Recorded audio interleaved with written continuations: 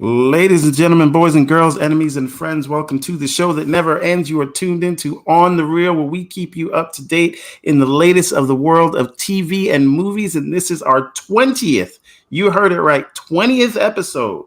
Back in the building, doing it again. Joining me today is my brother from the same mother, Mr. Johnson. How are you doing today, good guys? sir? How y'all doing? Nice to see y'all again. Missed y'all. We didn't do a show, It Took a feels like week forever. off. Took a week off, but we back again. And my brother from another mother, the one they call my evil twin. Some would even say mini me, Mr. K. Asante. Don't disrespect boy K like that, bro. I think I'm taller than you, so hey, well, that's not what this is about. That's not what this is about right now. What's going on? How y'all doing? It is true, right? We only took a week off. It felt like such a long time. I missed y'all. Felt like eons. Let's get into it. Yes, it felt too damn long. Let's get to the shits. Oh, man, we got Neo Mental in the building. Oh, he's in the spot already. Welcome, what sir. Yes. It do. Okay, all right. I just want to get this right out of the way because we got a lot to discuss and maybe a little bit of time. I'd like to get out of here by 10 o'clock. We'll see what happens. All right. What are we watching? Gentlemen, so I want to start with myself. Oh, that's a switch. Got you. All right. This is not a main topic, but I do wanted to bring it. I did set it up for the end, but we'll talk about it now because this is what I'm watching other than the main topics. Apple's Foundation, based off of Isaac Asimov's seminal work.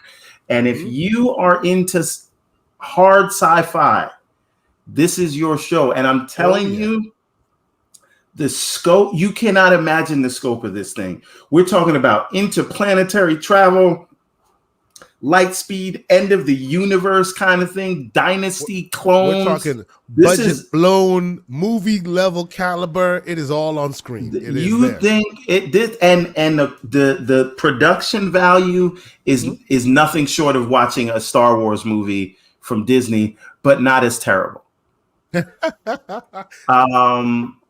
Now, that's terrible, he says. Now the thing is, I love the set pieces. I love the mathematician, the doctor guy.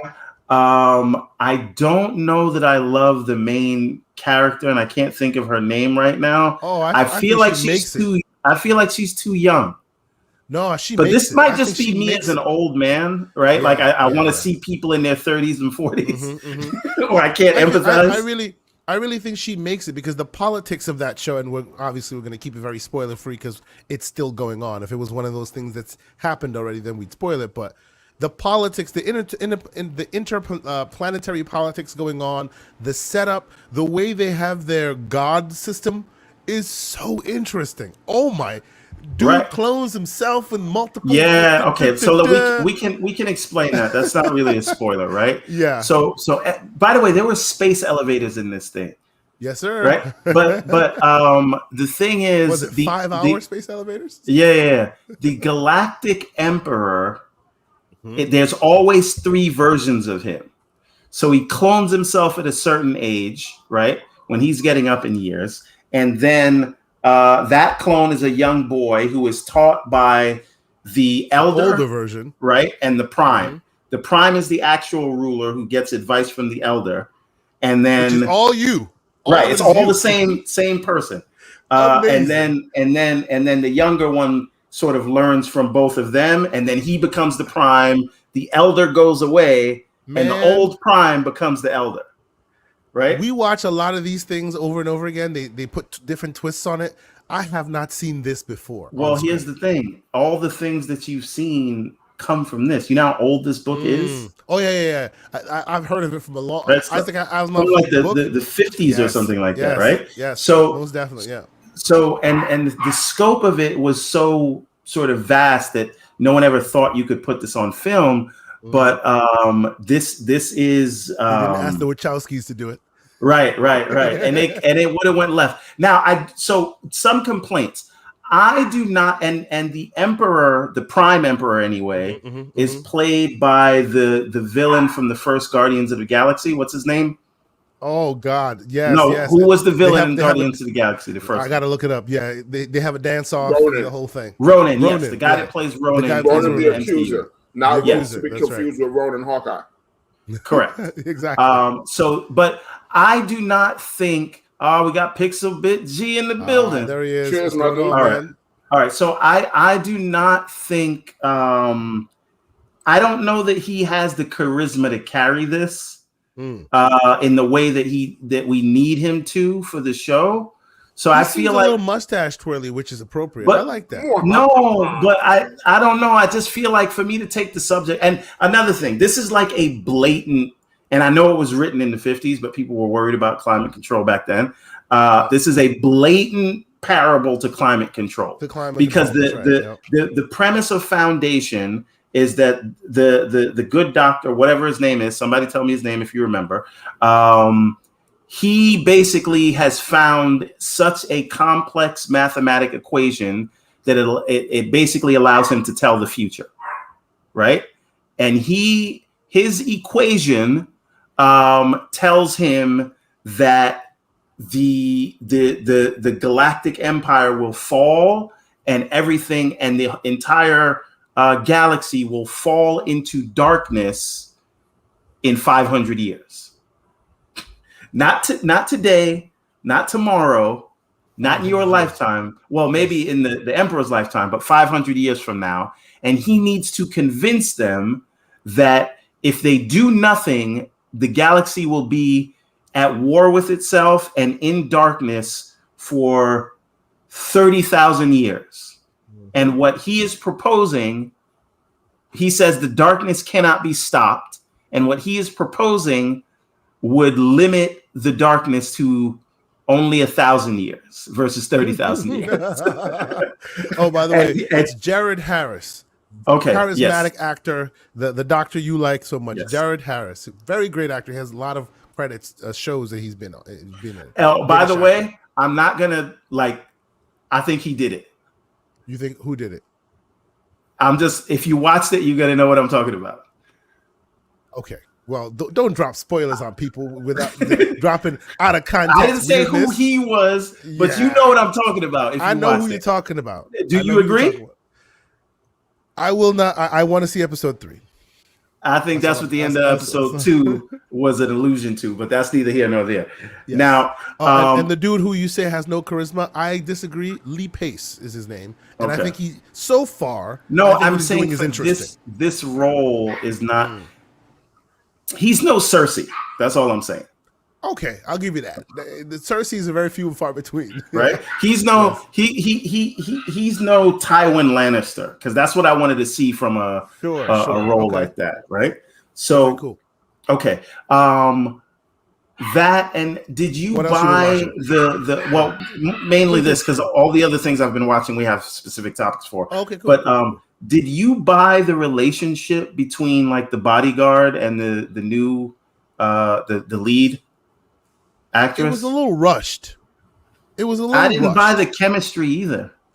Yeah, it's a little rushed. It's a little weird. Her name is Lou LaBelle, I think her name is. Okay. I like what she's doing there. I like the politics and the origin that she comes from. Like, she's basically from Podunk, and she somehow is able to transcend everyone coming from the worst place you could possibly come from. And she was awake during the hypersleep. So what does that mean? Yes, which tells you that she also has higher cognitive function than most.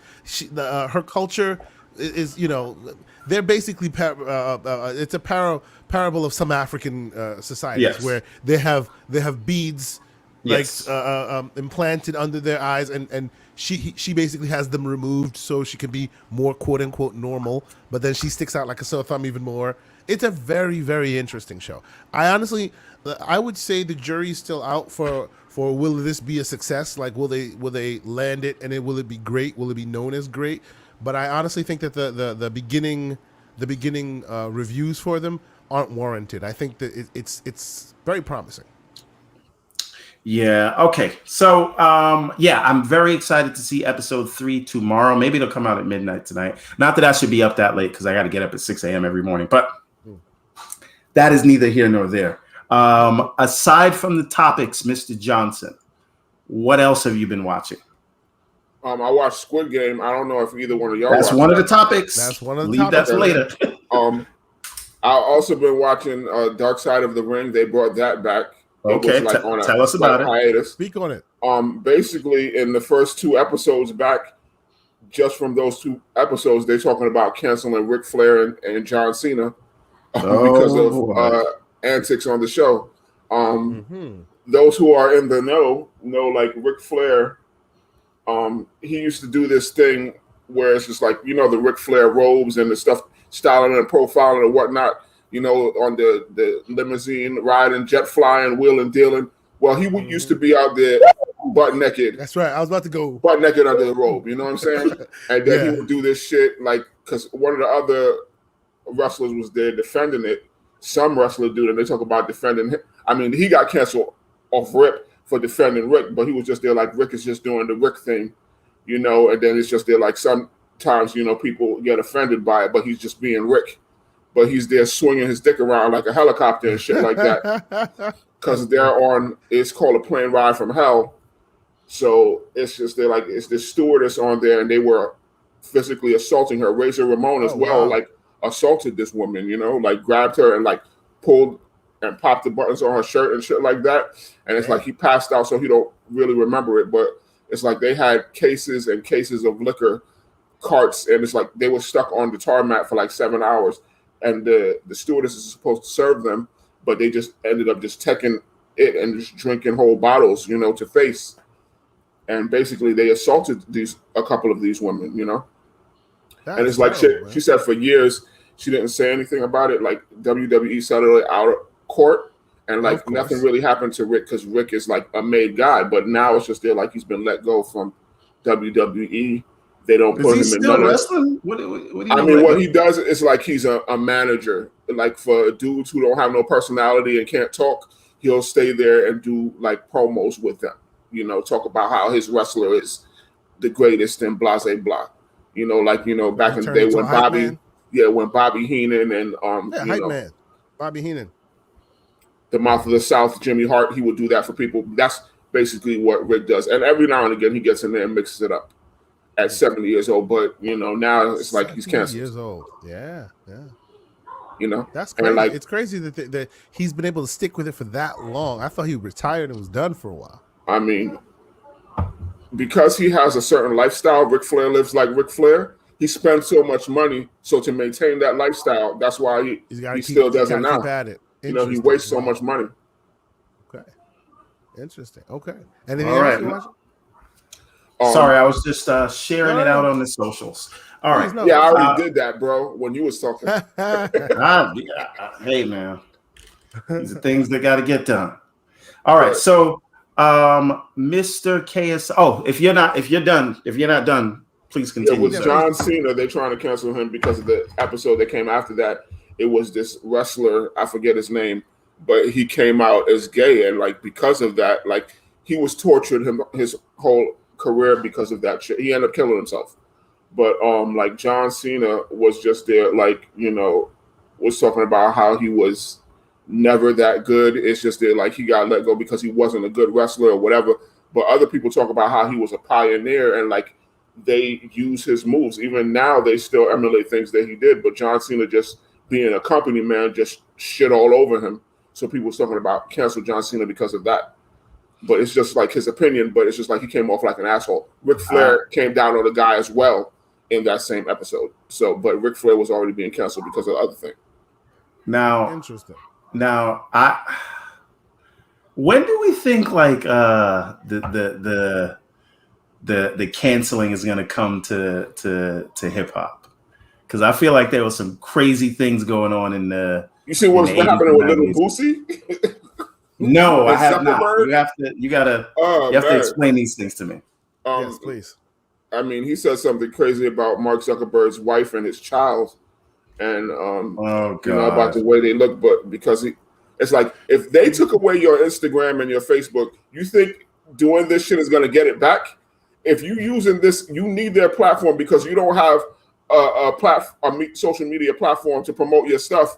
So how is cursing at them and trying to Oh. putting up pictures of the man's wife and shit like that and his child, gonna get you your social media back.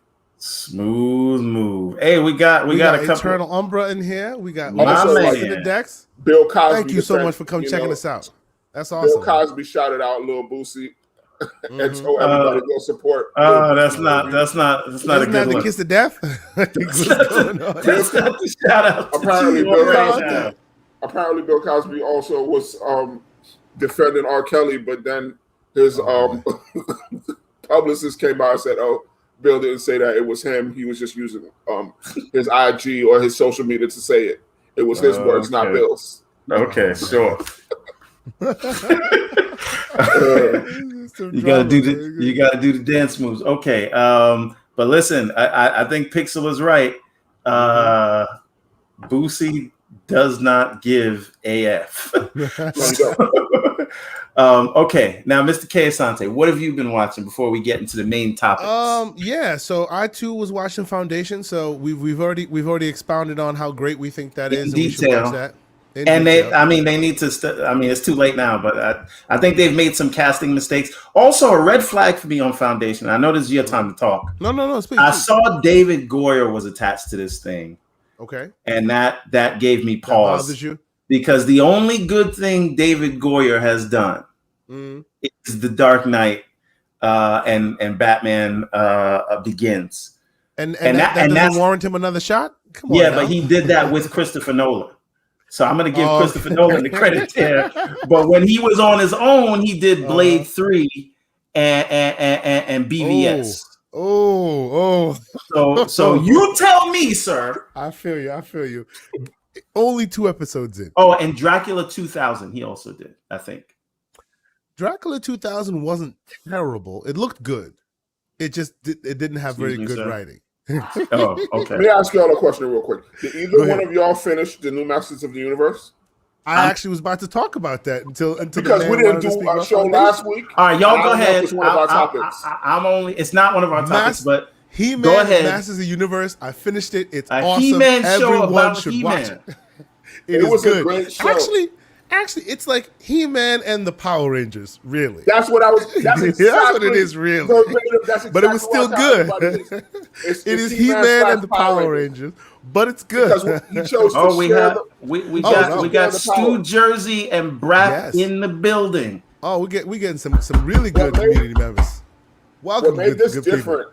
was that he chose to share the power this time as opposed to just saying I have the power. Sure. know? Yeah. So it was cool to see all of them level up. Like Battle Cat is like so much cooler, and even He-Man, he does the Thunder Strike, and they have all their they do their Don't you see a video game coming? There's a video game coming. It's the definitely whole show is a video game. The whole thing, for sure. The whole thing is a video game. I like how And it's Cringer is not a pussy. Yeah, from Rip. He don't need to change. He don't need to Yeah. change to become. Oh, I see what you did there. That kind of caught on a little bit late, but I understand now, and it had caught up with me, so I get that now. I understand that reference. All right, continue. But no, the show is good. It's for kids, but not really. My son is watching it with me. It's real cool. I really enjoyed it. I watched the whole thing. That the Masters of the Universe that's supposed to be for adults is the one people hate the most. Is the one? Yes. Well, but people were mad that they made Tila black for some reason. Which who gives a shit? Like what are we doing? Well, the sorceress is black too. They made the sorceress black too. Whatever you want. All right, cool. Yes. So yes, I watched that. What did you think about Ram Man? Her actually calling herself Ram Man. Ram Man. Like I was like, Ram Man? Really? Come on. Did anyone notice that she wears trans colors? I didn't know that there were colors. I didn't notice all of that, but I learned something new today. I have to look that up. Yeah, interesting. It's very I will look that up. Okay, yeah. But no, I like all the choices they made. Some of them just make me smile a little bit because I remember the ones that they made for us, and now they're making them for the youngins. You know what I mean? It's interesting. It's a good show, and I think people should definitely watch it. It is was definitely also worth watching. cool how Skeletor's goons all leveled up and now they they have powers as well. Yeah. So they became super putties. Okay. Everyone has superpowers. How would you and compare Skeletor won again? It ended on Skeletor As he winning. always just like does, how, yes, spoilers? How would you compare it to She-Ra? To She-Ra, I it's like way it better than She-Ra. It's way better it's than not. She-Ra. I don't feel like it's pushing an agenda. Well, She-Ra was very stylized. It wasn't the show that just happens to tell you something. It was very much a specific kind of story they were trying to tell. Whereas this is like if He-Man died. Oh, we got Magnum in the house. Oh yeah, the cruise is pulling up. We appreciate this. Another thing in this show is he has no secret identity. Everybody knows that He-Man is Adam. That's right. And the first thing he says is, "What are you trying to say? I'm a prince wearing tight." You know, it's hilarious though. This is in the old cartoon. Like he was the same size, whether he was Adam or He-Man. Now, when he actually could hide his identity because like the whole body structure it's a different changes. Human. Yeah, now everybody knows it. Yeah, I find that hilarious. Yes. Well, before we move on, let me also point out I'm at the end of Manifest. Okay. The whole thing. Finished the whole thing. It's a great show. Yes. Oh, I remember now. I remember why I stopped watching Manifest because I know that I started watching it at the same time as you, and I was like, I got 3 episodes in, and then I couldn't do it no more. That is because of the dude that they had that was supposed to be a Jamaican in episode 3, and I had to turn it off. Dude is supposed to be Jamaican. It's like Luke Cage. It's worse than Luke Cage. Episode 3. I may have to go double back and watch. Remember the dude whose son was in jail because he came back after the thing? Oh yeah. Did you that accent didn't bother you? Yeah, bro. You see, you pick up on the African accents when they're bad, and then the Jamaican accent. You're like, I can tolerate this. No, listen carefully. He was a character from an episode. He's gone now. He was ruined the whole show. Episode. I couldn't watch it. He just says "man" at the end. Yes, that's exactly what he does. That is exactly what he does. It's crazy. Back in junior high school, I had this Spanish teacher. He was just like, she said just to talk Jamaican, all you do is say "man" at the end of everything. I was like, wow, that's racist. That's the racist thing you can say. But no, okay. Racist. No, I understand. I understand if that's the reason why you pulled out. Pause. I will say though that it is worth going back to watch. The only thing I will say is you are absolutely right though. Too much filler, bro. It could be one season. It should be 12 episodes per season. This 24 episode network episodic format. I can't do it. All right. So anything else are you watching, or can we? I think we can get to the meat and potatoes of the matter as to What If and all of that because we've been watching that as well. Squid Game, What If Foundation. All right. What If? Now we're gonna talk about episodes 7 and 8, which is Party Thor and What If Ultron 1, because we took last week off. And I think that all those are going to play into it. So I want to know. Let's start with you, Mr. Johnson. What did you think about the last 2 weeks of What If? I would say that the Thor episode was the weakest episode of all episodes. It was funny, but it was the most lighthearted. Up until the very end of it, it means nothing because the very end of it tied into this week's episode. This week's episode was the best episode yet. And y'all thought I was wrong, but I knew it all along. I told you it all connected. I knew they was going to intersect. Well, no. Just because this one and the last one connected doesn't mean they all connect. All connected. The whole fact that he started breaking through the whole universes, and then the Watcher went back to freaking evil Doctor Strange just proves that they all connect. Sure, but so are you telling me? It's the same Watcher that watches all of it. And this I get that. I get that they're all. I get that they all exist at the same time, and he's watching them. I get all that. But what I'm saying is, are you telling me there's a universe in which we're going to see all them zombies come back for some reason? Well, before you answer that, LeVar. Yes. Jerry Mack is in the building. Hey, what's going on, Jerry? How you doing, man? What's happening? We've been on Spaces with that man. He's doing some good work. Vision Ultron, or whatever you want to call him. His whole plan is to destroy every single one of them universes, so that we're gonna see all these people again. And the Watcher and Evil Doctor Strange are gonna form an Avengers team from the best of those. I just pictured Ultron like sitting on the universe like it's a couch. It's like F your universe, ninja. Okay, I'm sorry. I apologize. Go ahead. Do you think any of these will creep outside? Yeah, who was eating? They did a Galactus. I was like, "Where's Silver Surfer?" When he was there. When he kind of bit the thing like that, right? I was like, "Where's Silver Surfer? I want to see him." My question to you, LeVar, real quick. Anybody on this that they haven't introduced in movies yet? True. They won't. Do you see any of this creeping into live action? And if so, which parts do you see creeping into live action? Loki, and then Loki again. Because Loki's not here. I don't mean that. I just mean the what if verse. What we see in What If. All of the things we've seen in What If. Do you see any pieces of those puzzles coming into the real world? This is what I'm saying. Into live action. Our universe? I mean, into MCU proper. When they break through the universes, they actually show the real universe of like real actors. That would blow exactly. my That's what I'm talking about. That's exactly what I'm talking about. Do we see a Jeremy Renner with one arm with a robot arm? Yeah. You know, do we see that? That'd be crazy. But this is what I'm saying. I think last episode, if they do like real live action shit, I'll be like, oh, that's shit. Because that's possible, right? I think we see Anything that. Possible. I think we see that in Loki season 2 because I think this show is MCU proper, just in other timelines, and all of that is set off by the events at the end of Loki season 1. Okay, I see that theory. Okay, and it won't take too long for that to come to fruition either, because they are still kind of dropping them out, dribs and drabs. So we should see something soon. Now, my question is: do we see the One Who Remains, or Kang? By the end of next week. That's exactly what I was going to ask you. Yeah. Do y'all think that Kang is coming in one of these episodes? Because Kang should bleed into What If. Yeah, he has to. He has to bleed into What If they are going to really create that world. You know that. Do you think really we see the Watcher in these movies? I mean, with his big ass head, I don't know. No, but see, that's the thing. As soon as he came haven't we out, already seen the Watcher in live action? We've seen some kind of Watchers, yeah, like with Stan Lee, yeah, but that was more for cameo purposes. It wasn't the real Watcher like now.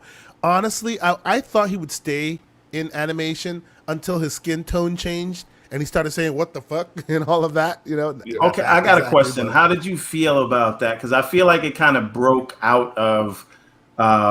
It kind of took me out of it because it was like.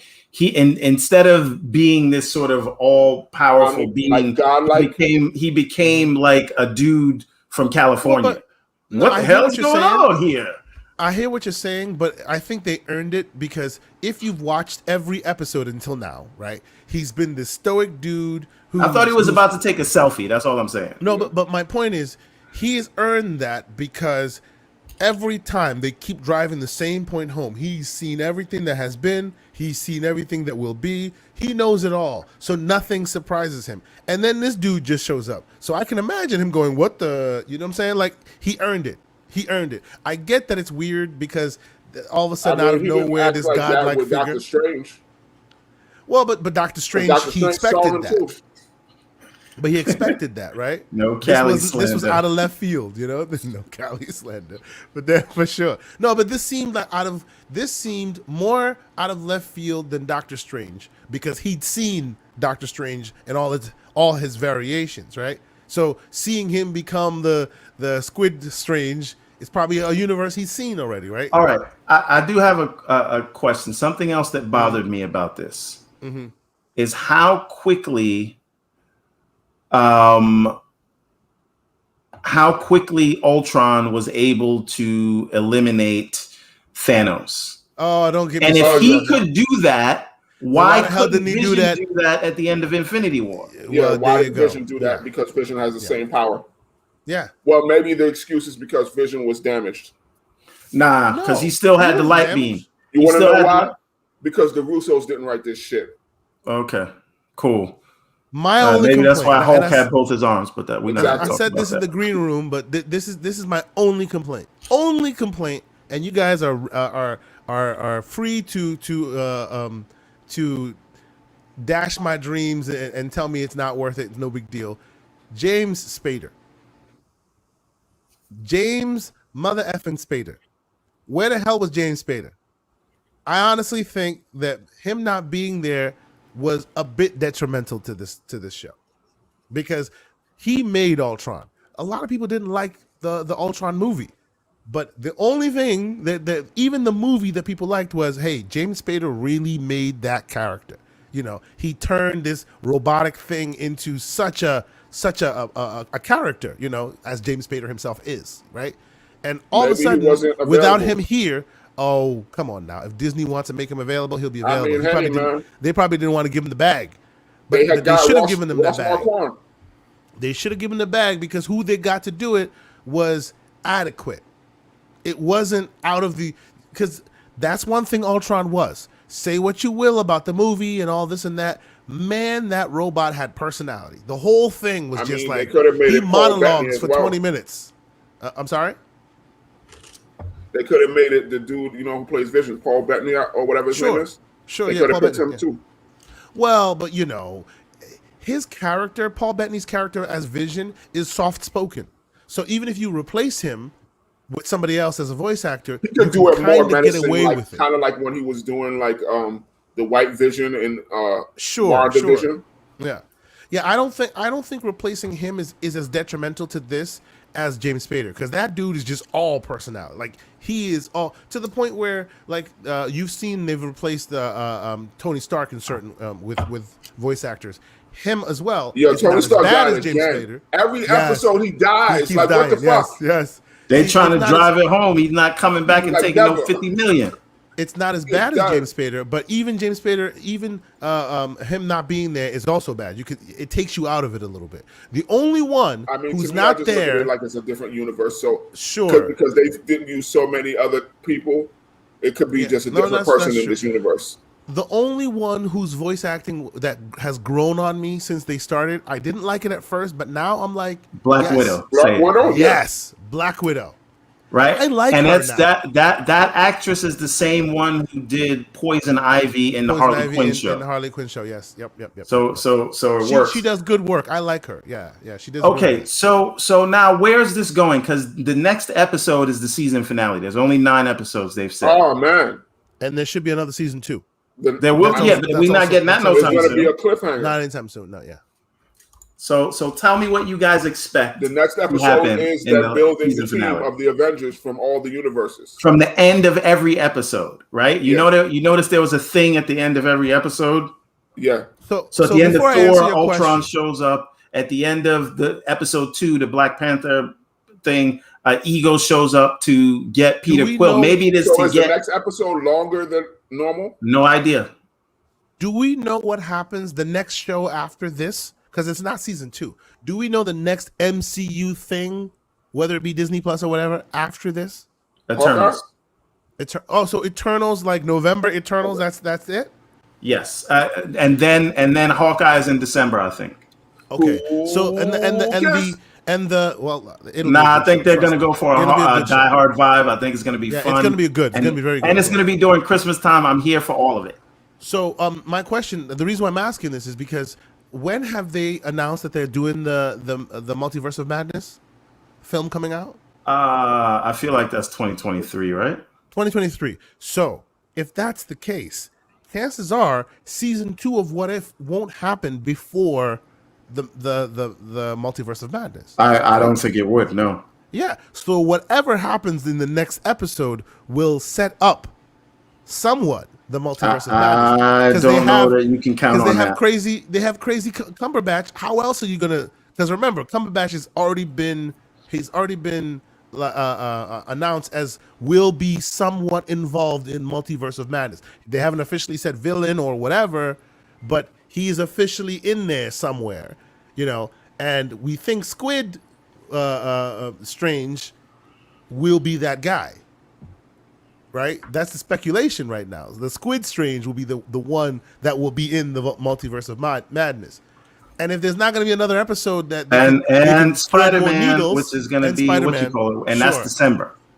And that's December. Okay, and so he's maybe going to be more of it going will be in across. December. He's going to be going across universes, and you can thank Neo Mental for reminding us of that. So, yes.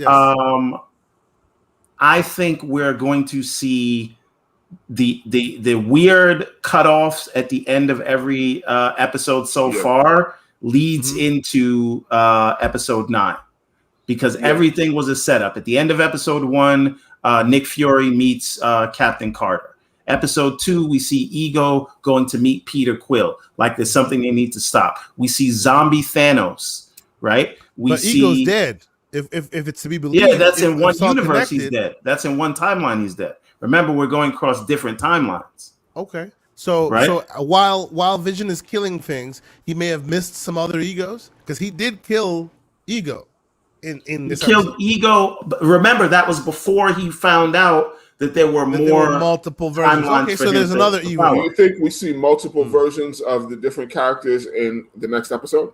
No, I think we see the ones from in the multiverse of madness. Yeah. I think you'll see that multiple versions of it. That's where they have rumors that you might even see people like Tom Cruise wearing Iron Man costumes, because they were variations that potentially could have happened. Or That's just quick, cameos for sake of humor. For a lot of their versions that could have, should have, would have, that you might see that. What happened at the end of the episode? Oh, I guess Loki took over. The end of the episode with Ant-Man. Well, I'm not Ant-Man, like where Hope Van Dyne was dead and Hank Pym was killing everybody. Yeah, you're right. That's like Loki took over. Loki became king. He became, right. So King Loki is the one that's going to show up. Yeah. And then Party so 4. I get it now. So you guys are saying the ends of each episode will carry over, and they will all join them, and they will all converge to episode 9. That's what I think. Okay. But That's I'm just saying, theory. I look there's a forward to Black Panther who's alive in the end of a few of those episodes.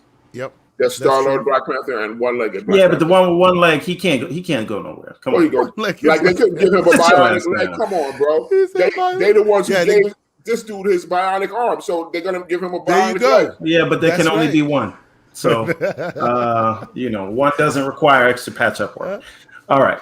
So I want to move on to the next topic, because this is a very interesting one. And you guys, LeVar, this is going to be mostly you, because you've seen more episodes of Squid Game than us. Both of us have only seen the first episode. Very intrigued. Excuse me. All I would do. How many episodes you watched, Kay? I think I've watched 3 episodes of Squid Game so far. Okay. 3 episodes. Okay. Hey, so by the way, real quick, if you are not subscribed, please subscribe to the channel. Mr. K Asante has beaten me by 2 subscribers, and I would like to correct that cannot be allowed. Post-haste. So if you could please subscribe to this channel. Right. Subscribe to the channel, man. And it's not just this we do here, because we try to do all the videos to keep everybody in. When we do trailers, if you see at the top of the channel, we did a whole animation for the Everborn saga. And we're going to do some videos soon that show people who want to get into the self-publishing comic book business how they can get started in that stuff. So check us out. There'll be some stuff coming. But anyway, my shameless self-plug is over. Tell us about Squid Game, sir. Without spoiling it? Without spoiling it as best you can. Yes. Because this is all about the spoilers. About it and not spoil it. You know what? Let me pull up, while you try to, let me pull up the IMDb synopsis of it, because they're usually good at. Okay, basically, the show is about a bunch of people who have debts, and they're but some of them are really good people, but they're in messed up situations. Like the main character that we follow throughout the show, he's a piece of shit, but you're still expected to follow him because he's the character that they introduce you to first. They introduce you to a bunch of other characters, and you may like them more, but he's the main protagonist. Everybody gets screen time, but it's like the one main character. I don't know his name because everybody has Korean names or whatever. Mm-hmm. And it's I don't want to, mispronounce anything. And, it's not like common names like John or Julie. So let me give you the synopsis real quick, and you can continue. It is based off of what IMDb has written here. So if it spoils it, I spoiled it. I'm sorry. Hundreds of cash-strapped players accept a strange invitation to compete in a children's game. Inside, A tempting prize awaits with deadly high stakes. A survival game that has whopping $40 million prizes are at stake. That's all there is to it. That's everything that's Right. said. Okay. So I'll tell. Look, I have to tell you this, right, about the game. This is a spoiler. It may ruin the first episode for you. Okay. But the idea is there are a set of challenges, and all these people who want the main guy that LeVar was just talking about has a gambling problem. Other than them have impossible debt that they will money never. out of his mother's purse. He steals his mother's credit card. All type of shit like that. He's a shitty father. Like, basically, the mom has custody of the daughter, and like she's trying to take the daughter to America with her new boyfriend. But he's a piece of shit. The guy, right? So he still has morals, though, even though he's a piece of shit. Right. And the thing is, in this game, so he signs up for this game because, it has to be all about get rich quick, right? Because that's the gambler's high. Basically, in the games that you play, the losers literally get killed. So in the first episode, they're playing red light, green light. See, and if you get caught, this is one of those things you shouldn't say, right? I'm already this saying show hits. This show hits harder if you don't know anything about that. We spoil stuff on this show. That's what we do. No, true. But this is only a few episodes in. But okay, and I've only seen one episode, so I'm trying to bring him in to watch it. Because when I saw it for the first time, I didn't know any of this. It hit me like, what the? Do y'all wonder why the show is called Squid Game? No, don't tell us. If it's don't tell us. The last game they played, Squid Game, ruined it.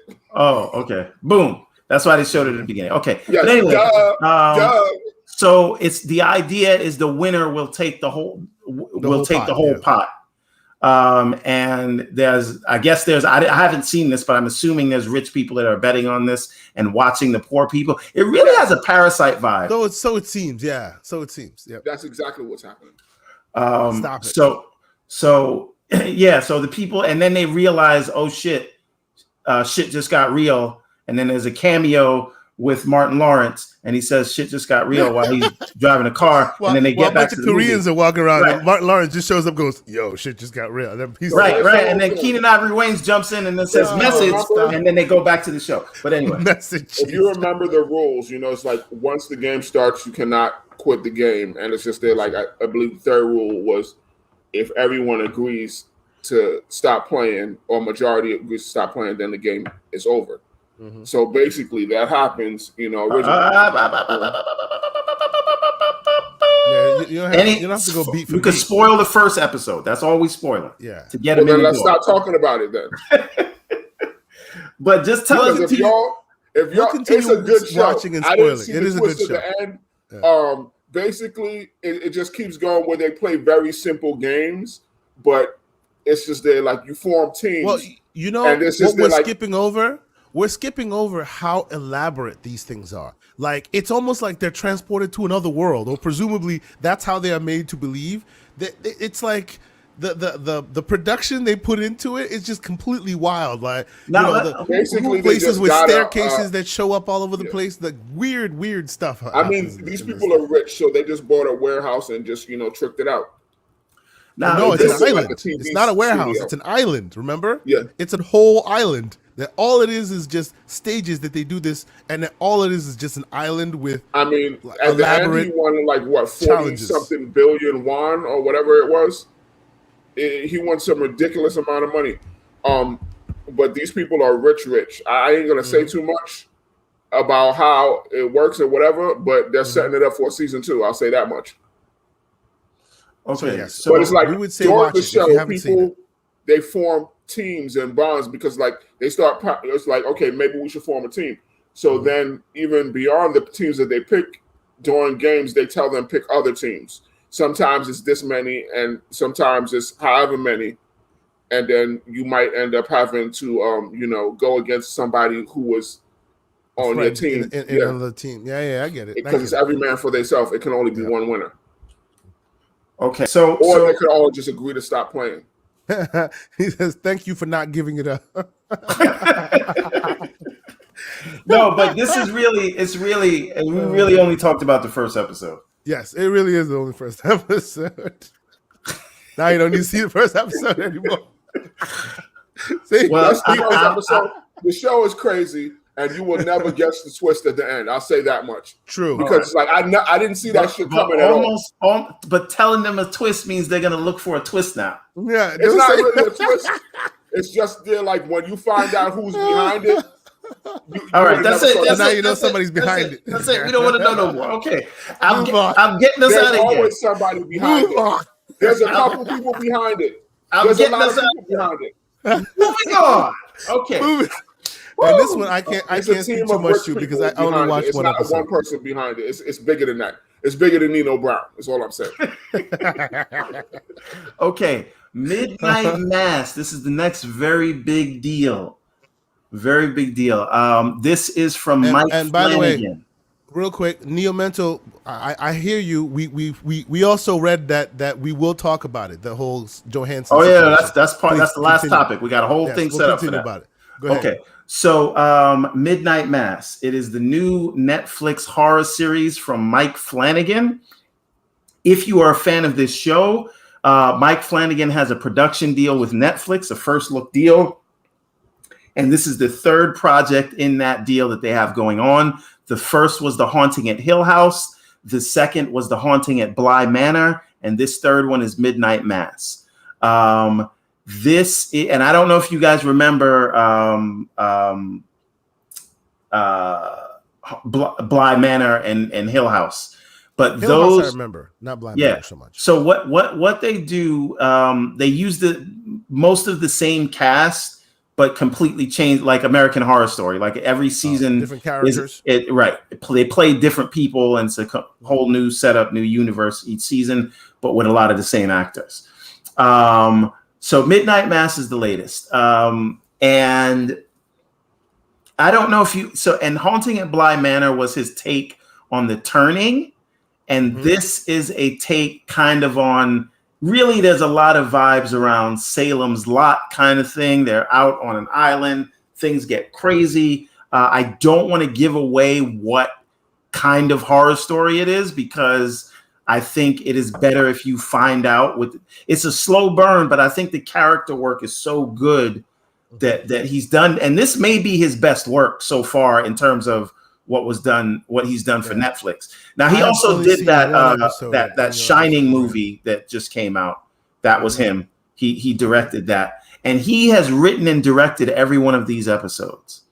And every single one, and because he makes these things like they're a long movie, right? I see that, yeah. And he has a way, like all these things are real kind of love letters to. Like famous horror movies that he liked, famous horror movies, but also to just America in certain parts of it, right? Okay. And you can see that kind of blue collar working class kind of thing there. Almost no black people, but we can talk about that if we so choose. But this is an island full of fishermen. The setup is this town that is an island unto itself. It is off of the mainland.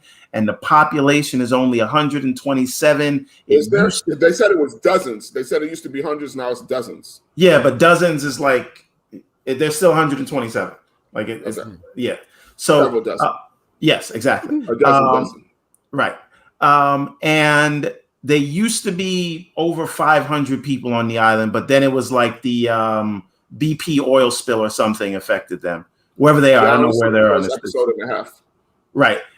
And so basically the town is kind of dead, right? There's not a lot of people there. So it is fertile for some crazy stuff to go on because the only way to get off of that island is to get on a boat. And if that boat is not available or there's a storm, you're stuck there. And I want, so think about where that all could go. And every episode sort of ratchets up and then ratchets up and then ratchets up. And then without spoiling anything, people are going to die. People that you don't expect are going to die when they're going to die. It's the chupacabra. And they're just gone. The chupacabra. No, but like, but I just think that the character work is so good, and I hate that nun. What's her name? Oh, the nosy bitch, nosy nun. Karen.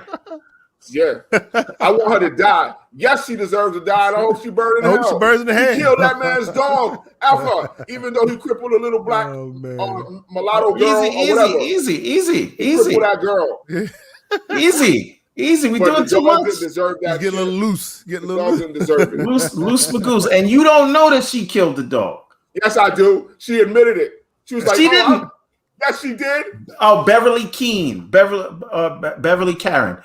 She said, Beverly Karen.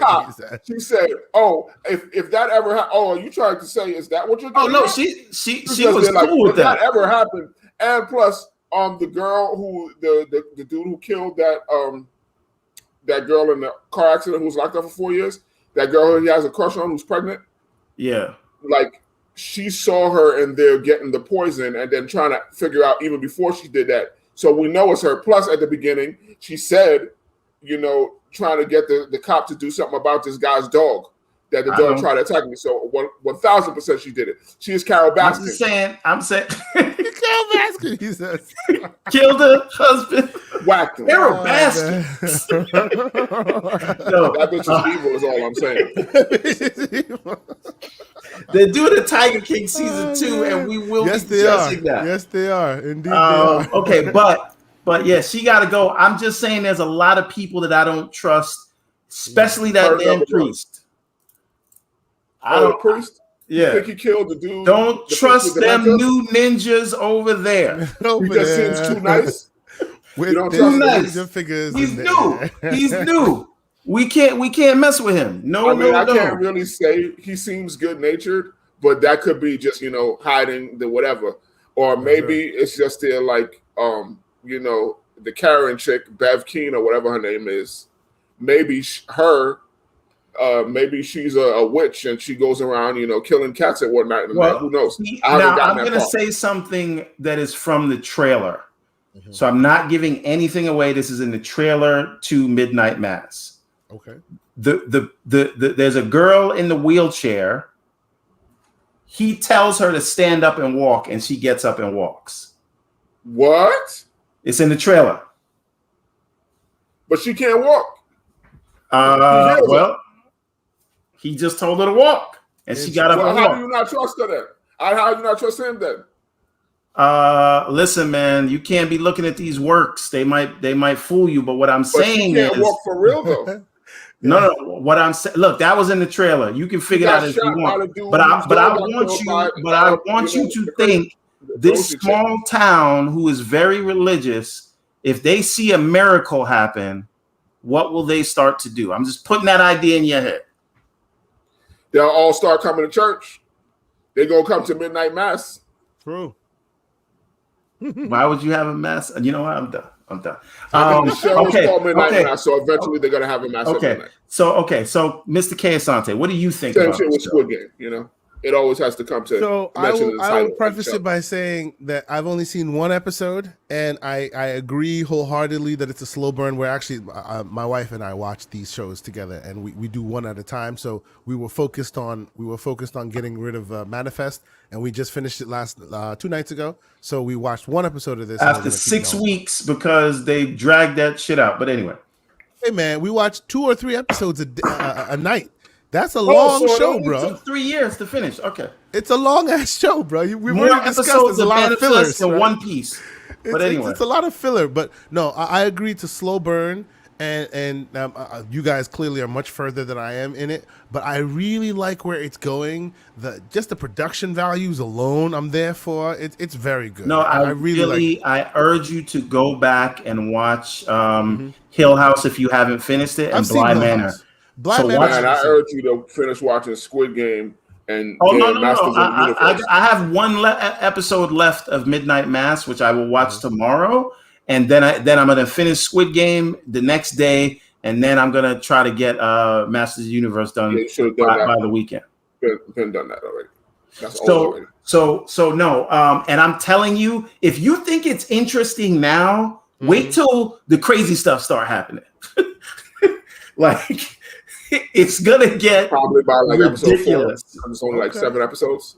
7 episodes, yes. Oh, that's good. No 25 episodes. No. I mean, they're an hour long, so Okay, cool. It starts the craziness at the end of episode 4, and then it just ramps up and ramps up and ramps up. So, and because you care about the character so much, because of At the that slow point, burn, everything hits harder. Okay. So I'll report back after I'm a few more episodes in. But so far, I like what I see. Yeah. But LeVar, if you like this, check out Haunting at Hill House and Bly Manor, and Mr. K. Asante. Make sure you check out Bly Manor. It is Mike Flanagan is that guy right now. I will put 3 it on the projects list, in, and not one of them is a miss yet. So it's on the list. Okay. So anything else we want to say about Midnight Mass before we move on to this the legally business, and then I get some I get some enemies. I'll report back once I'm a few more episodes in. It is interesting, and I'm looking forward to breaking more into it. Since we're not spoiling anything. Well, we spoil it after we've seen it, you know. Yeah, because I haven't seen more of Squid Game, and you haven't seen more of Midnight Mass. We can bring these things up next week, but yeah, I finished watching the other 2 things we talked about, but I know, hey, we got to give the audience time too. We don't want to spoil it for them because then they're going to leave the stream. Oh, what we do is spoil give them a week. We review. I know, but we're going to review it. What did we just talk about? We're going to review it next week after everybody watched it, because everybody in the audience right now is going to go do their homework and go get these things. Okay, real quick is pointing out Why the Last Man. Now I'm ready to watch it. It's on my list. I just haven't watched it yet because there's not enough time in the damn day. But I have it. It's ready. I know the story because I have the books. But no, you were gonna say Everborn. What's up? No. Go continue for 1 second. No. Yeah. It looks very interesting. The only thing that I'm concerned about is that so far, and take it for what you will. I don't put too much stock in reviews too much, but the reviews don't seem so good on it. I don't know why, because it looks like they're taking. They're pulling directly from the original novel, the original graphic novel, which is what you want. But for some reason, it doesn't look like the reviews are out there like that. Oh, there's the man right there. There you go. I don't mess around. See, this is the thing. A lot of people don't know this about me. I actually do not read like superhero comics. I only read the indie kind of trade paperback stuff. Brian K. Vaughan did this. He did Saga. Have you seen any That's of it? another one that he did.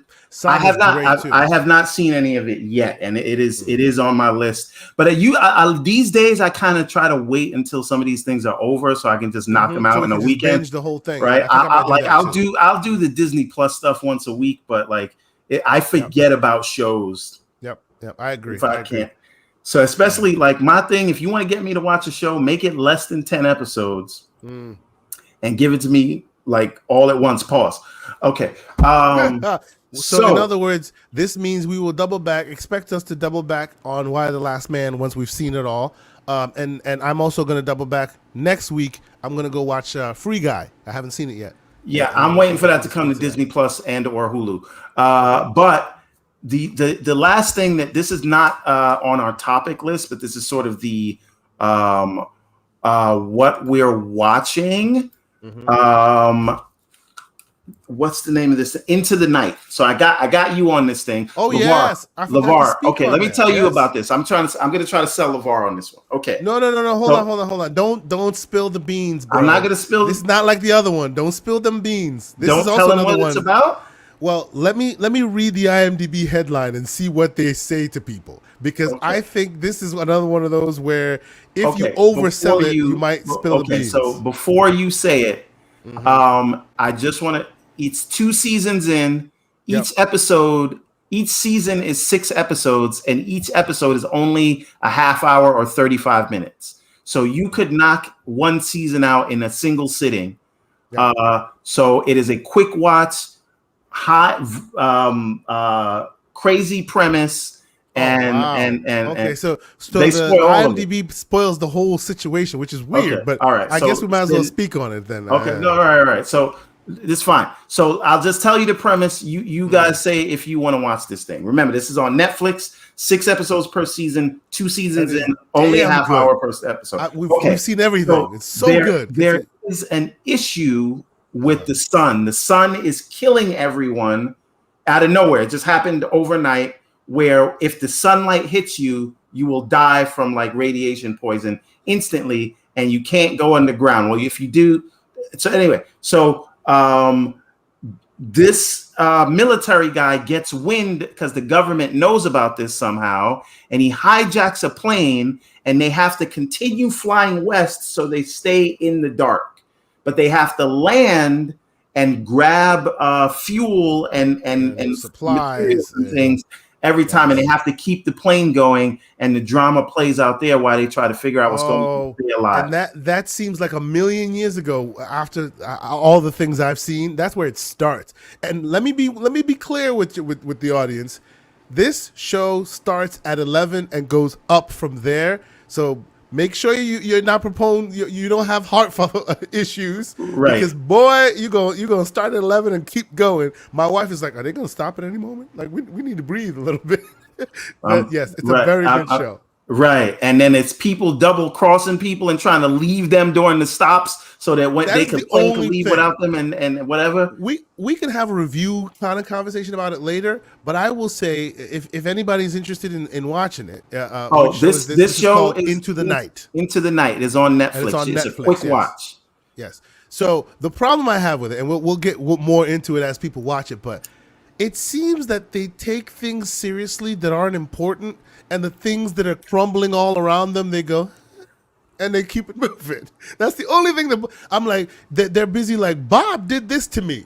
Bro, the world is ending around you. Like, screw what Bob did. Like, what are you doing? There's a lot of that going on. Too much of that. Like, I don't really care if you were a murderer. Like that's right. And before the world ended, the world has ended now. Like you want to kill this woman. You want to kill this woman. She may be very well one of the last women on Earth. Are you serious right now? Like, calm yourself. Get your priorities together. Right. No. But I'm telling you, just watch the first episode tonight. Tell me if you don't just start binge watching the whole thing. So, LeVar, this is also I'm trying to sell this to you.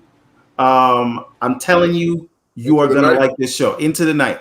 Only a half hour per episode. Tell me if you don't get hooked. It is a French show. You can watch it subtitled or you can watch it dubbed. Give it 5 minutes. You won't care. Definitely not watching it with subtitles. No. Well, you can watch it dubbed. Yeah. I'm not trying to read. Yeah. Basically, Neo Mental says Snowpiercer, but with highness. Yes. All right. So I want to move on to this last topic. Could Disney actually lose the rights to most of their popular characters? No. Right? Now, I agree. Okay, it's a good show. Have a nice message. No, so there are several lawsuits going on right now by the estates of Stan Lee, Steve Ditko, and all of their kids. Person. Right. It's their kids. It's their heirs. Right now, this is going on, and the idea is they created these characters under work for hire contracts, and they are trying to sue for ownership of the copyrights. Their heirs didn't create shit. Stan Lee and you said there wasn't shooting in the gym. They wasn't shooting at the gym at all. If anything, these characters, like you said, were created under Marvel as work for hire. Not to say that they shouldn't cut them a check for using it, and they made untold fortunes and they didn't break them off like the proper percentage. But what I think is going to happen is they're going to cut a check to all of them. They're not going to lose nothing. And plus, none of these people have the type of money to fight this like how Marvel and Disney does. That money's longer than train smoke. None of them have it. Like, they could drag this out for years. So, I mean, there's no way that they're going to lose it. No way. Okay. So that's sort of they could give them each $100 million, each one of these families $100 million, and be like, go away. That's it. That's all we're paying. So here's the thing. Here's the thing. The lawyer, which I can't remember his name right now, that is representing them, represented two prominent people, and it was the creators of Superman, and he lost that case to WB. Yeah. But only because previous heirs had already settled with Warner Brothers, and so they were able to get away with it. But then he took the same case for Jack Kirby. And in 2014, Jack Kirby's heirs and estate received $30 million in a settlement from Disney. Yep. Right? Like I said, exactly what I said. All of them gonna get $100 million at least. Right. Or, something like that. So now, okay, well, hold on. Neo Mental says, if I thought I was going to take any creative work, I make at work and think it was mine. That's right. Right, exactly. Yeah, basically. Exactly. And I'm going to speak to that in a second. Yeah, right? as a creator of Everboard. Right. No. What is this? What? Nigga, what? I wish a ninja would. Okay, but I'm gonna come through with my thoughts on this. But but in 2014, they did settle out of court for this thing. Now, fast forward to 2021, right? And we have these families suing for the same thing with a lawyer who has a track record of scaring them into a settlement. Now, the question is, the reason Disney settled for the $30 million last time is because they were going to take it to the Supreme Court, which was a set of precedent, which could have that would have been messed them up big time. So the question now is, will the families settle with Disney, who is countersuing just as a measure to make all of this go away? Right. It's not that they really want to sue them, but it's like, right. So, or do they take it to the Supreme Court, or does that threat of the Supreme Court make the lawyers say, yeah, you paid 30 million before Endgame. I want $1 billion. Or do you want to take this to the Supreme Court? I don't think they'd win the Supreme Court fight. But do you want to go there and open the books and take that chance? Sure, yeah, because then of course they have to. There are certain requirements that Disney definitely doesn't want to go talk to the Supreme Court about. But now here's the thing: with any copyright, it goes into the public domain after 99 years, I think, right? Yeah. So a lot of these characters, like we're getting old, Sherlock Holmes and all that, right? But there are other ways that Disney will be able to protect these things, or at least their iteration of these characters. So don't think that you're going to see other people in in 2050 making their own Spider-Man movies. It doesn't work that way. Disney's not gonna let that go. The same way you won't see Mickey Mouse someplace else, right? But I wonder how scared they will be. So can Disney say, listen, let me go to you families directly, hold down this 50 million, 60 million each. You could get this money now, or you could fight me until your grandkids. They're all going to take it. You might lose. And I think that is the reason. This is other, breaking news, that Disney has settled amicably with Scarlett Johansson. And I don't think that is unrelated to they don't want to be fighting this battle on multiple fronts. Because if Scarlett Johansson wins with these participation points and things like that, that's going to set a precedent for other things that could potentially mess up this lawsuit or even their other projects. So they wanted to end that quickly. And I just want to point out, everybody's going to take the check. I want to point out that Mr. Cheapskate, Bob Chapek, could have avoided all of this bad press. See, that's the question I was about to ask. You knew you was going to give up the money anyway. This is the question I was about to ask you. Why did it take them so long and a potential court case before they did right by people? Because Bob Chapek was trying to show I'm the captain now. Chapek and how did that work out for you? But Chapek is now the captain. This could have been done way, way back when. It could have been done when Stan Lee was alive. That's when it should have been done, right? They could have broken up. They could have broken him off a small piece. And I'm not talking about. I'm just using Stan as an example, but I'm just saying in general. Where they are now, they're like on that edge where it might go sour. They could have kept these people happy with change, with literally Trump change for in comparison to Disney, right? And this would have never become what it is today. Why it would? And I get that Chapek is the bulldog, right? We know him as the bulldog. If you deal with him now, yeah, that's what you're gonna get. This was not Chapek's burden to bear. This could have been done a long time ago. I wonder why it never was. I don't understand. Do you have any insight in that? Well, because I think everybody was too afraid of Bob Iger. You don't try that shit with Bob Iger. And Kevin Feige could go to Bob Iger and be like, yo, pay that man his money. Yeah. And he would do it. That's right. Bob Iger had a better head on his shoulders. So that's why I'm like, why didn't that happen during that time? No, but listen, Chapek has to prove that he's the big dog. Because remember, Bob Iger is still on the board. And there's probably a lot of people that's going to go directly to Bob Iger and be like, yo, I know that guy's there. They're trying to supersede him whenever possible. Yeah. Right. Listen, we've all been at that job where you got your supervisor, but you know who the real boss is. Right. So I think maybe it's that going on, and he needed to assert his dominance. And he's like, yo, I'm from Parks. I'm the moneymaker. That's right. Right. These movies are just advertisements for Parks. Right, literally what they are. Yeah, just looking at Scarlett Johansson, like Leonardo DiCaprio was looking at what do you call it in The Aviator? He was like, "You are an actor. Don't you ever talk to me like that again." Anyway, so here's my thoughts on it, and I say this as a creator, right? And I want to let you in on a little bit of insight. And listen.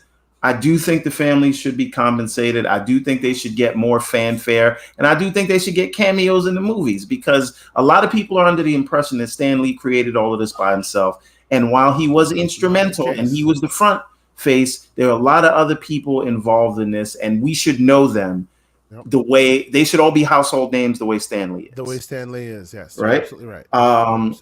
So that being said, I'll tell you about before the Kickstarter, I completely fund, and after the Kickstarter, because believe me, I lost money on that thing when you look at what it paid for, right? Like fulfilling orders and then buying prints and all that stuff. But it's the plan to make it back later. But I literally invest every available dollar I have into the Everborn saga, into this franchise that I am building, this IP that I am creating. Now, I cannot draw to save my life. I couldn't draw a circle, right? Although, fun fact, I think it was Michelangelo when he needed to prove to the Catholic, the Pope or whoever, that he was the best artist. He drew a perfect circle. That's a story that they tell. It's not easy to do, but anyway. I remember that. Yes. All right. So.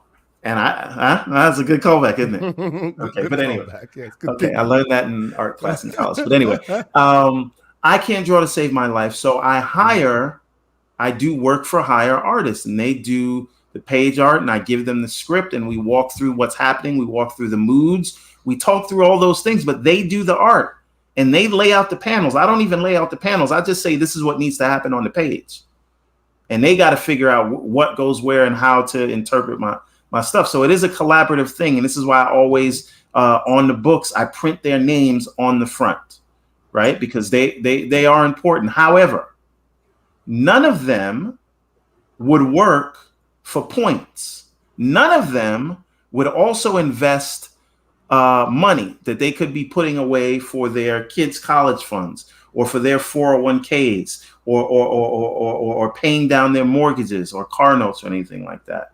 So I am taking all the risk.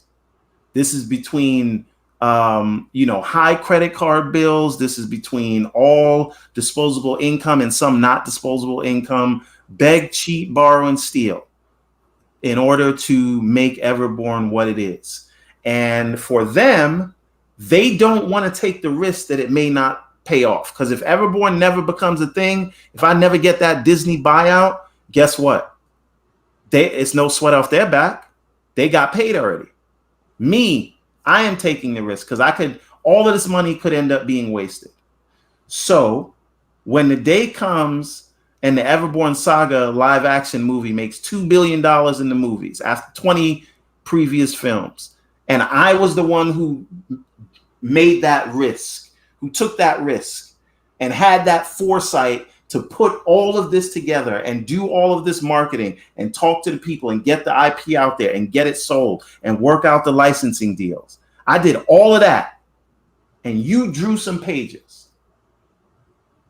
What do I owe you? You didn't want to take the risk. You didn't say, oh, I'll take points, right? Because it was a risk and you don't know if I'm ever going to blow up or when I will blow up. So the question again is, what do I, who took all the risk, what do I owe you who wanted to forego your risk for a page rate? No, I hear you. Dude, okay. But see, I think the only mistake you make designs, but you create the characters. None of them create any characters on their own in your world. It's from the whatever you wrote. Well, hold on one second. I'm sorry. Do they create original characters or just characters you write? One second. So Joe says, don't defend a $1 billion company. They don't defend you. I'm not defending a $1 billion company. I'm defending a couple of $1,000 company. Yeah, he's defending himself at this point because he's a creator. He's defending himself. Yeah, I create comic books. If you don't know, check them out. Everyone's talking about devil's advocate. Yeah, that's where I was gonna go. Go ahead, LeVar. Todd McFarlane, he split from Marvel because they did not allow them to keep creation of characters they created under the Marvel banner. He then created the Spawn series. In that Spawn series, the character Angela was created by somebody who was working for him under the Spawn banner. That guy then sued Todd for that character and won because Todd didn't want to let it go because he's argued that he was work for hire, the same thing that he was left Marvel for. So how did he win? How did the dude won it, and then that dude sold the character Angela to Marvel. Remember the argument that character is in Marvel now. I don't know, but it's just like he won. But he created the character. It's not like I hear you. Okay. See, the people who draw for you, Steve, they didn't create characters that you didn't write.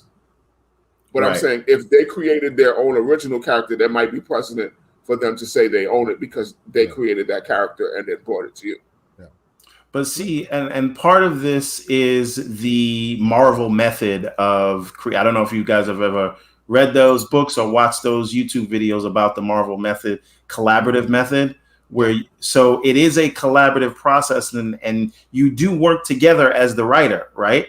Because there's some, like I have designs or ideas for the main characters, but there's side characters that the artists, they just kind of, you give them a creative license. Right. And then I may pick up, I may say this is a cool design, like the hidden axes, right?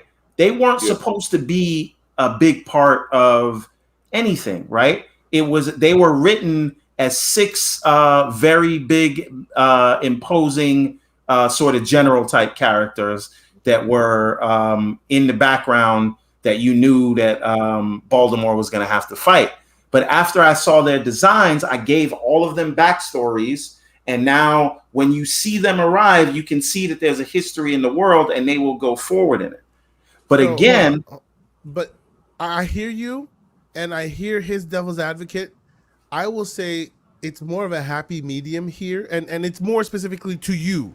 The whole thing with Disney, that's a whole different bag because Disney's so far removed from those characters and what happened in those early days that now it's a different conversation. Like, we're talking heirs, right? It's a different conversation. Specifically with you, though, I completely understand where you're coming from, 100%.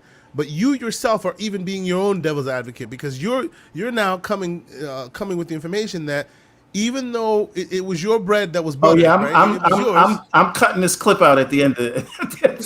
We don't need no evidence there. Even though it was yours, right? You also came out and said, hey, they have enriched the project beyond your scope that you gave them, right?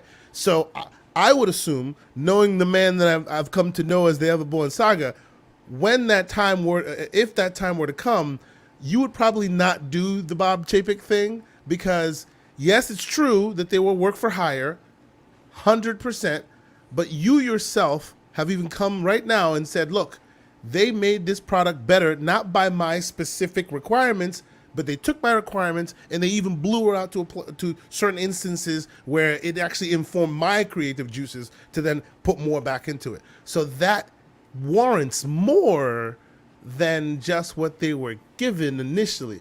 Even though everything else you've said before all of this is still but very even much today, true. I can't tell them now, like, yo, could you do Prince of Arcadia chapter 5 for some points? They're gonna be like, no, I got rent to pay. Exactly. They don't care about my mortgage to pay. Exactly. So at the end of the day, there's no way that they get sued. They can sue and say, oh, this and that and the other thing. That's true. But again, and I need to be clear here, because in case I love these guys. They made the project what it is. Of course. They are my friends. I'm just talking about from a business perspective. It's a hypothetical business perspective. Right. Yeah, I get that. This is not in case anybody's listening. This is not to slight anybody. But I'm just saying, in general, if one day, right, if in the next before Ariel's Adventure 2 don't come out, that's right.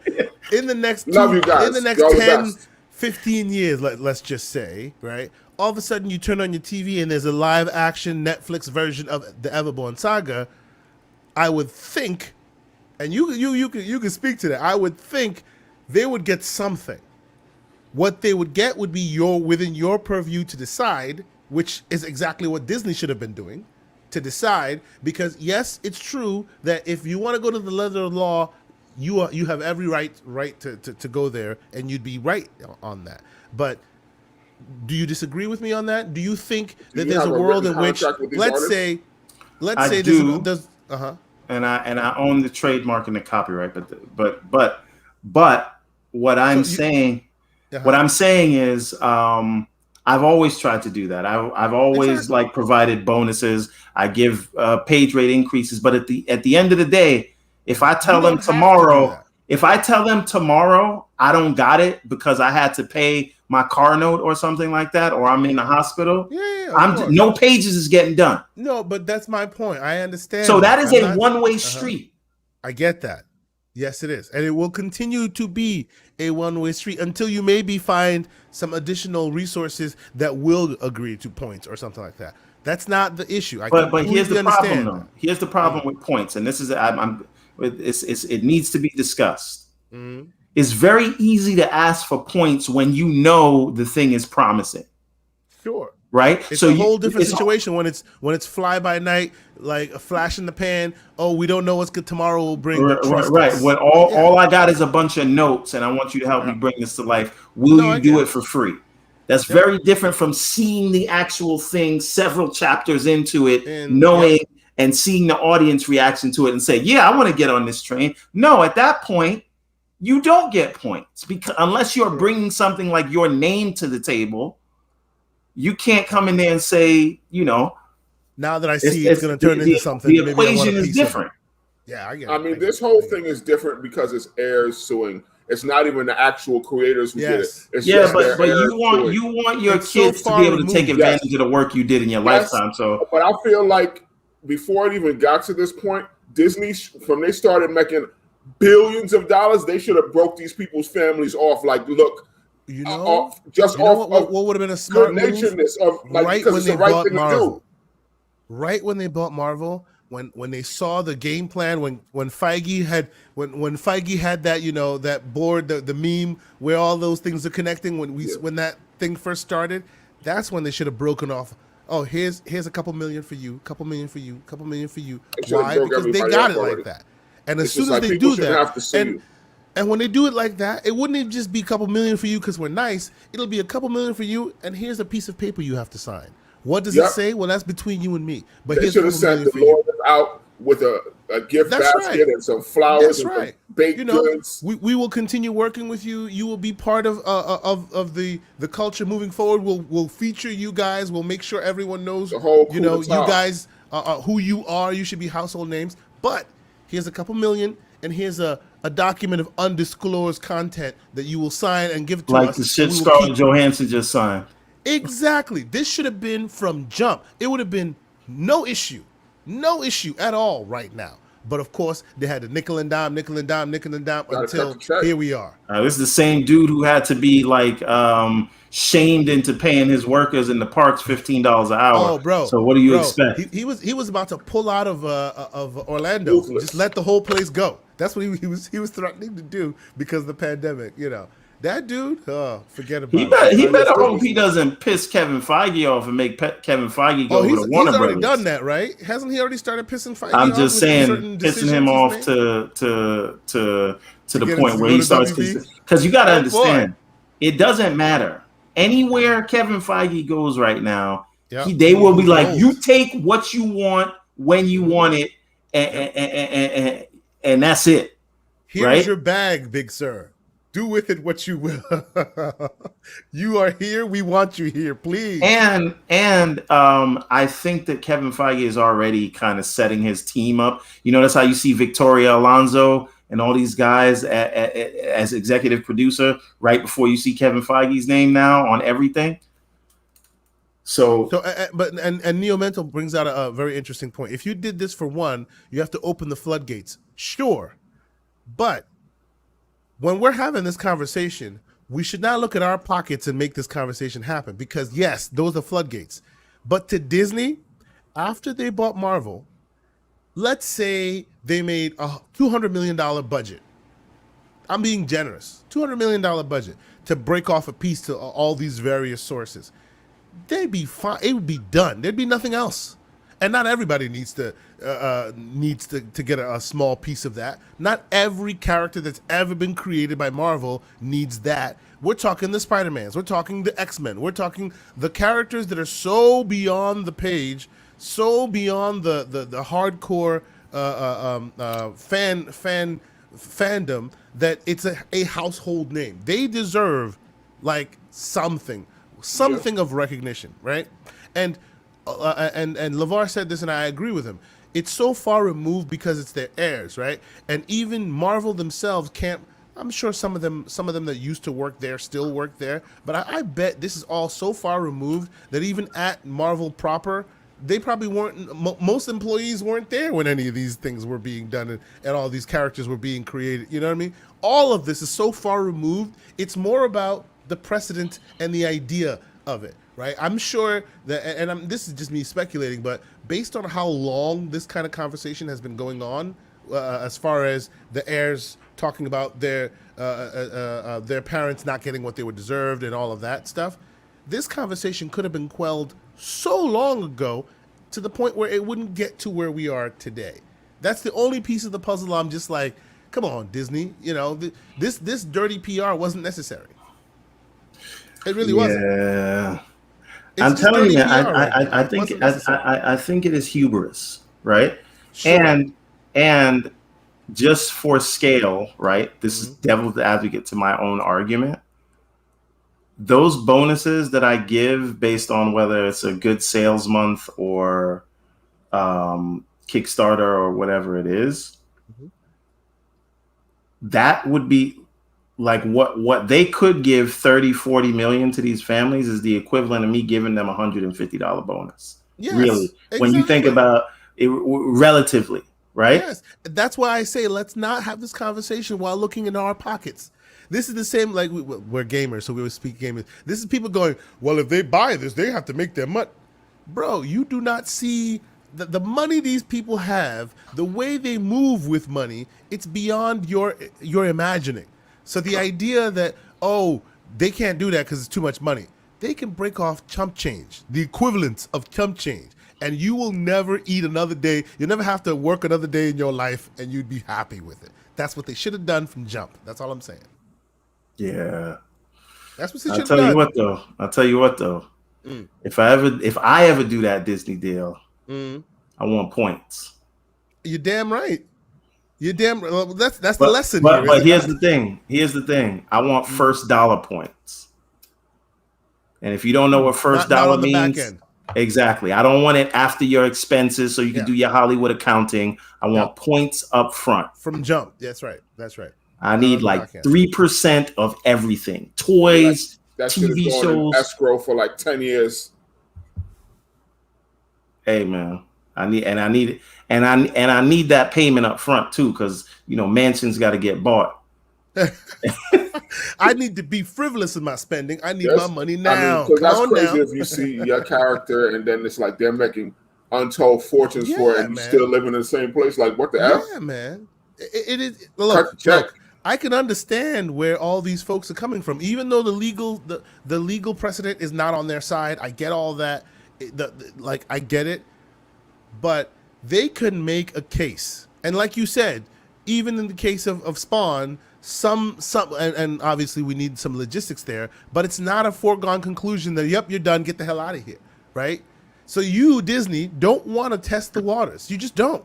So throw some chump change, man. Throw some chump change. Hide a document. Everybody 100 million. That's it.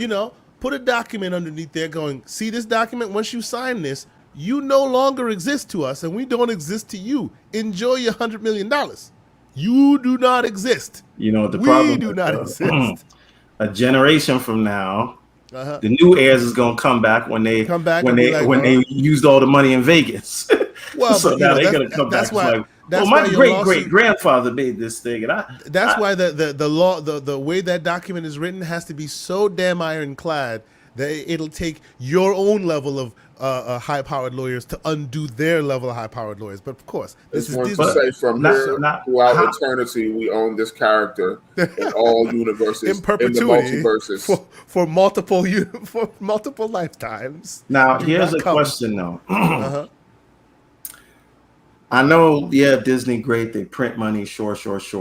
But because of the pandemic and because of where we are with theaters, and because they're lower park goers, and because they just bought Fox, can they just be frivolously handing out these money in lawsuits like this? Well, but this is my point. Now you're dealing with it. When they should have dealt with it while the getting was good. With back when they were dropping money on Star Wars and Marvel and just dropping money because they print it like that.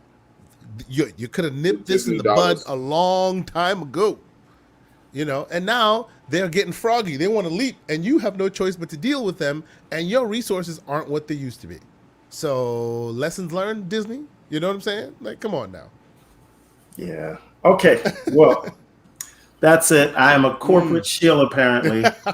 but to be fair, it is for literally my own corporation. Hey, man. That's right. So that's really all I have for this week. It was a great show. We had a lot of new faces in here today. I just want to give a shout out to Neo Mental. You made the chat what it is tonight. Pixelbit G. We have Infinite Umbra in here. We had Magnum. We had Reggie Mobile 9. We had J Rock. We had Jerry Mack. We had The Realist. We had Joe Smith.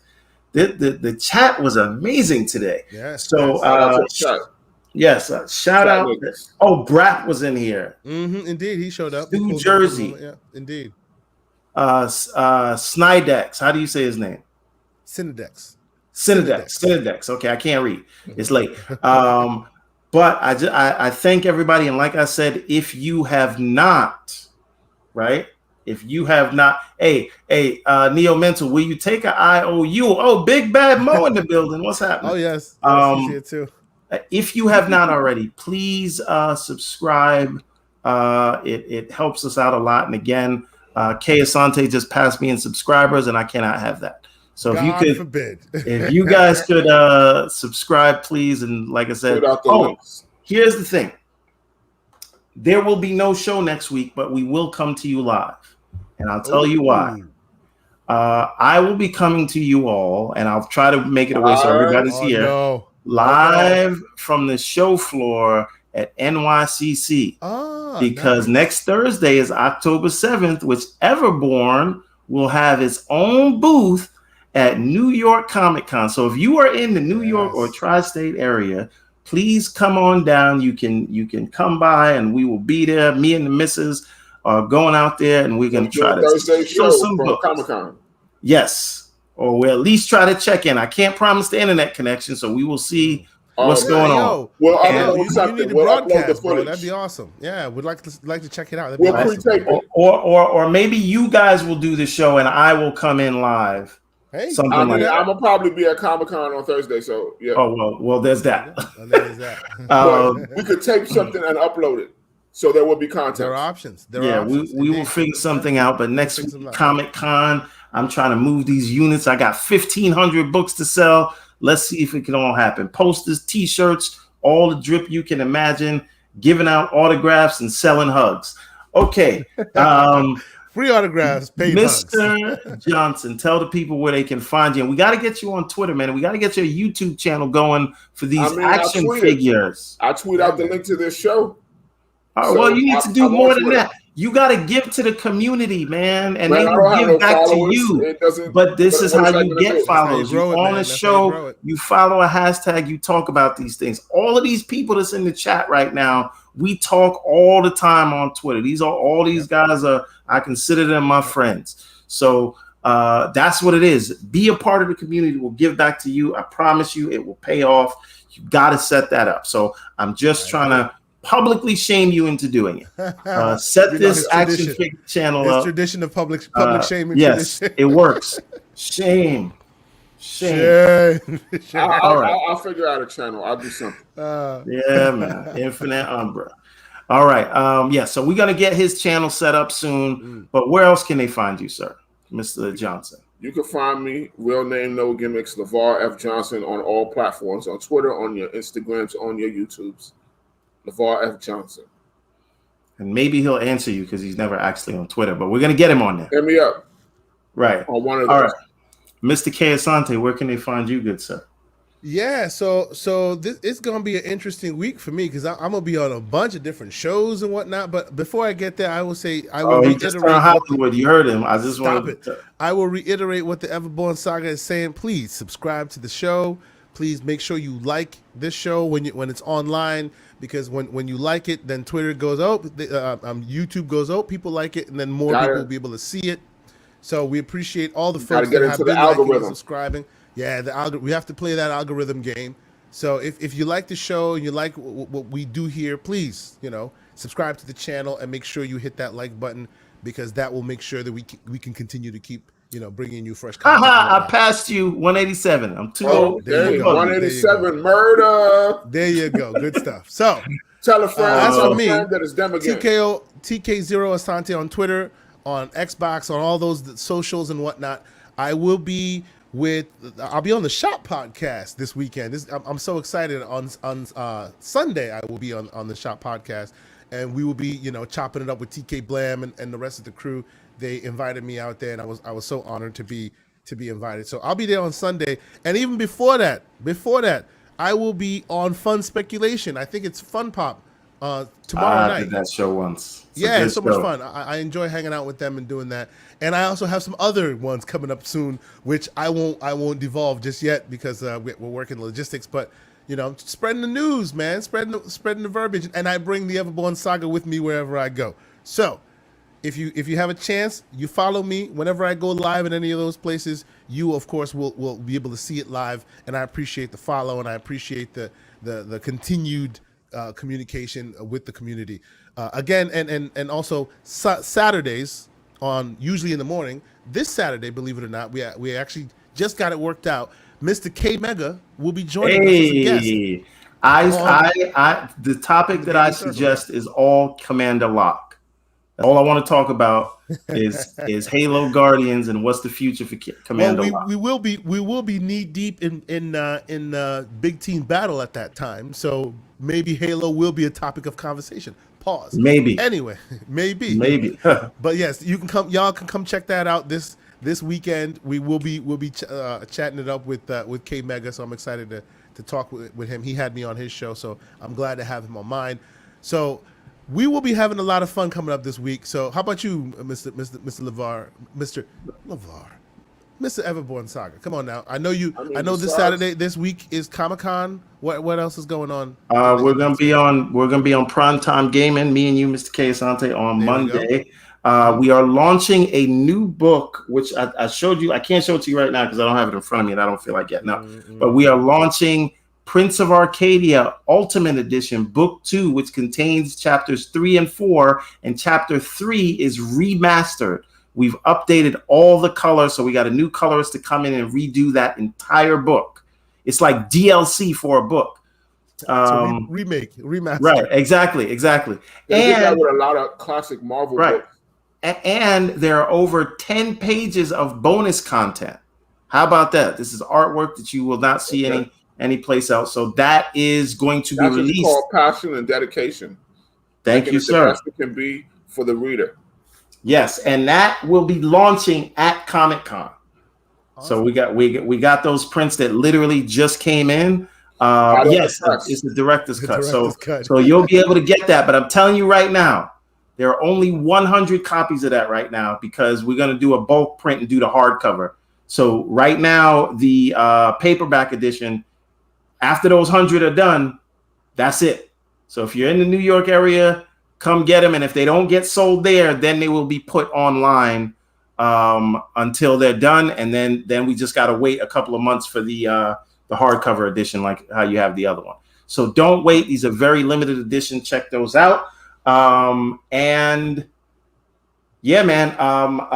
One last Xbox, PlayStation, Steam, Oculus Quest 2, YouTube and Twitter and TikTok, Everborn Saga, everywhere. You can find me. I'm mostly on Xbox, but you might catch me on the late night tip on a PlayStation. So before we head out though, let me also say, we see a lot of our community members. Some of them were from spaces that we've been in, and that's why they've joined us. We're still ideating as to how we want to integrate spaces into some of the shows we do. So if any of y'all have any ideas, things that you think might be interesting, please provide that. Put the comments in the in the episode. We will reply back to it. My suggestion is on the Real After Show. And that's a good idea. If you like that, provide some feedback. Let us know. That's right. We're also and for myself, I'm also thinking of potentially doing other kinds of content. I've been, as we've been speaking in these spaces, you find out that the things that you think are just, oh yeah, this, right? And then you find out that a lot of people don't know that. So I might be branching out and possibly putting some more informative stuff on the channel just to keep people interested in between the shows we do. So if you guys have any ideas, anything y'all think that would make the show better, spaces, anything like that, please, we're here to make it all better for everybody. So, don't hesitate to reach out to us and provide that information. But everyone, all right, yeah, man. Eternal Umbra, we will look forward to your feedback, sir. I'm in a few DMs with you, a few DM groups. So please feel free to pass that along and tell if you guys had a fun time here. Tell everybody about it. And I think that's it, man. I think we are out of here. And I want to get to this final episode of Midnight Mass because, boy, episode 6. Woo! I'm telling you. But that is it. We are gone. Have a beautiful evening.